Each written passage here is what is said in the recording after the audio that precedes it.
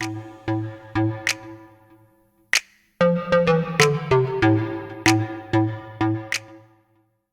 up guys, and welcome back to the channel. In today's video we're doing a long-term owner review of my stock MR2.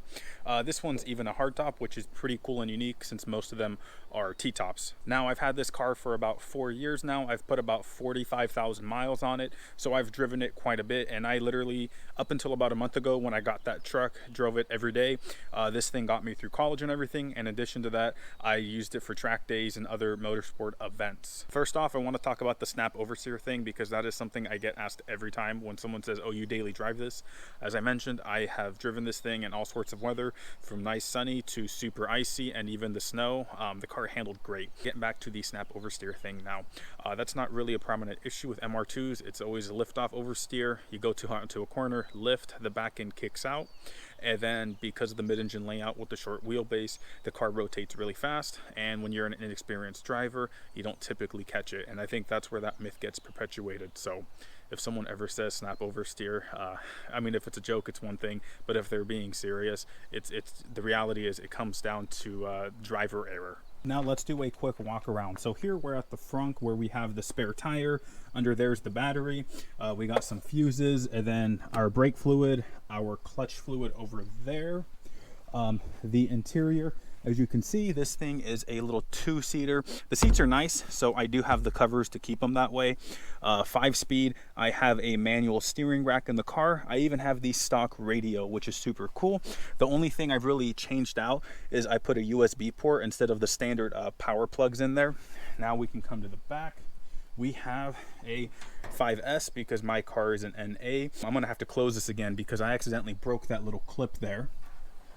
And then the best part, we have a trunk that is actually pretty roomy. I'm able to fit everything I need to. I can go grocery shopping or anything like that. The only thing that is aftermarket on this car are the rims. So these are not the ones I typically run, but I have a set of black rims that are like similar to OE spec, and they need to be because when I autocross this thing with a lot of the organizations, I run in stock class, so they have to be similar to OE.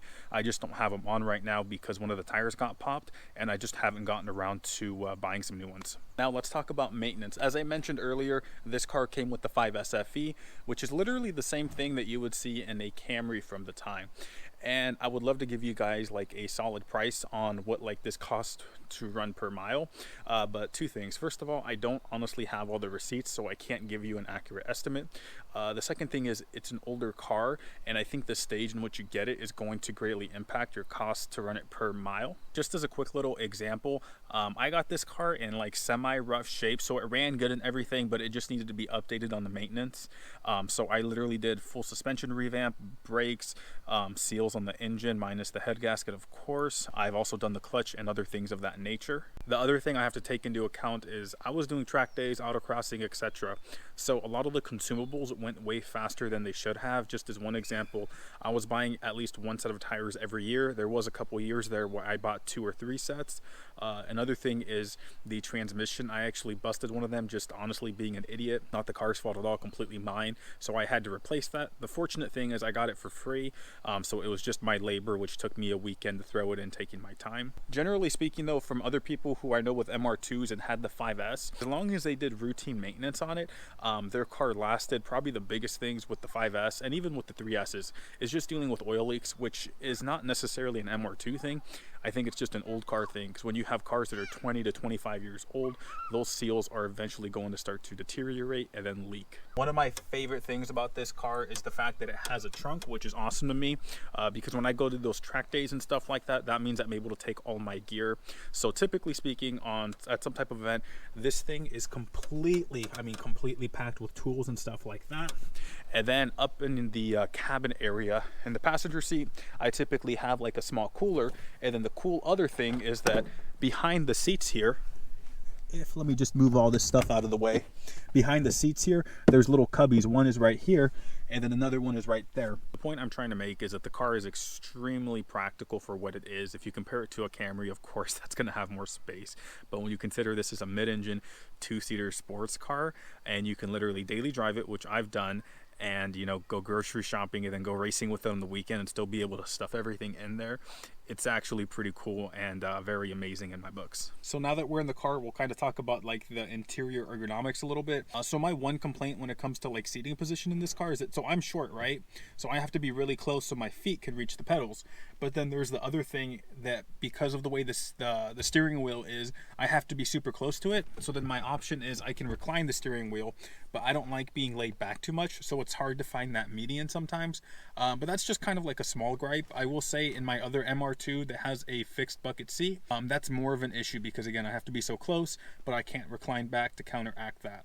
Overall though, the interior is super nice, and look at that. She has 205, I'm rounding of course, but 205,000 miles. Super sleek and everything like that. Two things you might have noticed is that if you have a passenger in your car, you're going to be bumping shoulders with them. That doesn't bother me. I guess sometimes you do have to fight over the armrest though. Second thing is the fact that there's no cup holders, which kind of sucks, although eBay has some nice nifty little aftermarket ones where, if I recall correctly, you can fit them either in the vents, which I don't trust very well, or there's another one that fits right over here by the e-brake somewhere. I have heard some people argue that the interiors of MR2s are like bland, boring, and cheap. When I think of it though, is that this car was made in the 90s, so what was higher quality then is not necessarily higher quality now. Again, I kind of think it's all relative, and so overall I actually do like the interior. I love how simple it is. I'd honestly call it more Spartan-like. It's like everything you need and nothing you don't. I know some people would still complain about the cup holders, but that personally doesn't bother me because, well, race car. And we are off. We're gonna go for just a quick little cruise. One of the first things I noticed when I drove this car is the simple fact that the pedals are very close together. It's super easy to heel toe downshift and stuff like that. I mean, I do say it's easy, like in theory, but I get it wrong every other time. If you're proficient at heel toe downshifting, this is gonna be awesome because of how close they are. It's very easy to blip the throttle. Now let's talk about that power. Let's be honest, MR2s are not known for being the highest horsepower cars. It's not like Supras or something like that. And I think this one fits the bill. I honestly feel like if I'm lucky, it may have 100 horsepower at the wheel, because I know from the factory they came with 135 horsepower at the crankshaft. That's assuming you had one of the later ones. The earlier ones had a whopping 130. So the power band on the car is actually pretty nice. Down low, it has a lot of torque. Mid-range has good torque too. It's when you get up top to about 5,500 RPM or so, maybe a little bit less, you can kind of feel like it's this dead zone where, yes, you can rev it out, but you're not really getting anything out of it. It's kind of, it just really falls off. And I'm going to assume, I don't know for sure, but that probably has something to do with the design of the heads and cams or something like that, because it is an economy motor after all. Needless to say, when I'm driving on the street, I easily get overtaken. On the track though, it's still a lot of fun, even though it's a low horsepower car. I love the fact that I'm able just to easily fling this thing into a corner and not really care about the consequences, mainly because those speeds are so low. And then as a whole, this car is super forgiving when I make bad decisions. So now we're going to talk about the handling aspects of this car. In a straight line, it's pretty good, nice and firm. It's when you start getting into the corners though that there's kind of like, it's very soft. And there's a lot of body roll, which is not honestly what I expected out of this car. You really have to actually brace yourself a little bit, assuming your car is completely stock. So I typically put my foot up against that footrest there. If I'm on the track and it's super bad, I've actually been known to grab my center console. Despite my displeasure with the body roll, I do have to say, for the street manners, it's actually really good. I've personally done a full track day at Oregon Raceway Park, so I believe that was about 3 or 4 20-minute sessions. So approximately 60 minutes of driving on the track, and then I drove this thing that same day 200 miles home. And was I tired by the end of it? Yeah, but it's something I could definitely see myself doing again. Now the next thing we're going to talk about is actually going to surprise most people. As I mentioned first thing in the video, oversteer. At least from my experience, and it's very important though, I have a 93, which is a lot more forgiving than the 91, the 92s. But this car actually has a tendency to understeer. And if you think about it, it makes sense. From factory, this car has 195s up front and 225s in the back. And because I compete with this car in E-stock, I have to have identical setup to what the car came with from the factory. So because of that, I've actually realized it has a tendency to understeer, and a lot of the times I'm having to really focus on loading up the front tires to get the car to rotate. So for me, that's entailed doing things like pretty aggressive trail braking, lifting mid-corner. There's times I have to slightly unwind the wheels just so the tires have traction. While I am highlighting the fact that the car understeers from my experience, it's not like a major issue. If I put it on a sliding scale, I would put it slightly towards the understeer side. And it is something that can easily be dialed out. I could switch out sway bars because under the stock rules, I'm allowed to switch one out. Another thing is I could also stuff a bigger tire up front because I do run a 195 typically, which in all honesty is very tiny. Now that we are back at the garage, I'll just sum up my experience with the car that I've had this last 4 years. Overall, I think it's been very reliable. In terms of maintenance and maintaining it, I do acknowledge my cost has been higher, but I think that's really just because of the motorsport stuff that I do.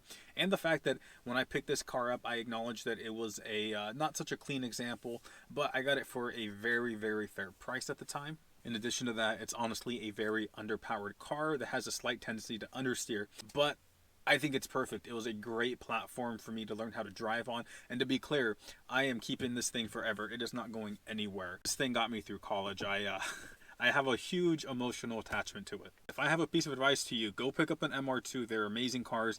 Just make sure you pick up a clean example. It's going to give you less headaches, unless you're extremely mechanical inclined and or willing to learn. Because if you're willing to learn, and like I said, you're mechanically inclined, you can get yourself a pretty good deal on these nowadays. Although they are appreciating in value, so scoop one up while you can, and we'll see you guys in the next video.